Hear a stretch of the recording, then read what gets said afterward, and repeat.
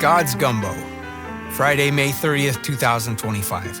I'm Pastor Michael Ziegler, speaker of the Lutheran Hour, and this devotion pairs with this weekend's Lutheran Hour sermon, which can be found at lhm.org. The text is John 17, verses 20 and 21. Jesus said, "I do not pray for these only, but also for those who will believe in me through their word, that they may all be one. Just as you, Father, are in me and I in you, that they also may be in us, so that the world may believe that you have sent me." Pastor Greg Manning, who authored and voiced our devotion last Friday, is a preacher from New Orleans.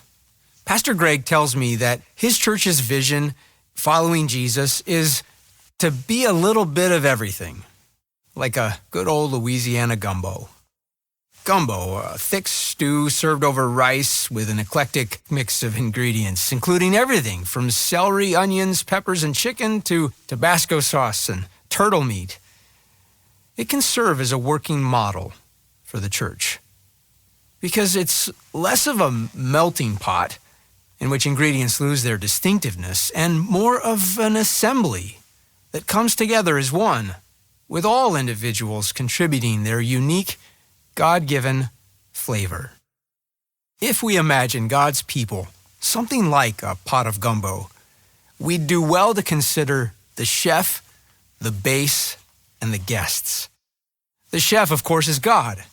The Creator, through His Son and His Spirit, is making the church into a glorious, diverse unity. We value diversity and unity in the church, not because it's trendy, but because Jesus prayed for this, bled and died for this, rules and reigns for this. For all the diversity of ingredients in gumbo, there's a common base that binds it all together. It's called the roux. The roux is made with equal parts flour and oil. Roux means red in French. Not so much rouge, not scarlet red, but roux like ginger, like browned butter, like the lifeblood of the lamb that marked the doors of God's people at Passover. If we imagine God's people like a good old Louisiana gumbo, it's not the diversity that defines us, but the lifeblood of God's lamb, Jesus, our base, whose self-giving love binds diverse people together. Jesus creates this diverse unity, not just for some, but for all His guests. Jesus prayed for His followers both then and now, but not for them alone. He prayed that everyone would come to know Him through God's forgiving love displayed in us. I'm told that gumbo is a forgiving dish. If you let it all simmer and meld together in the roux, you can add just about anything. You don't even have to measure. Gumbo is forgiving, but it's a lot of work for the chef.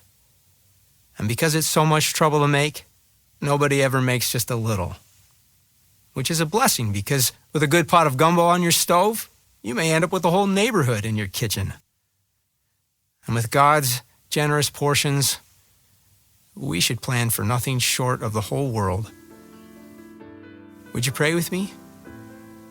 Dear Father, let the love you have for Jesus, your Son, be in us, so that the world would know that you have loved them, even as you love us.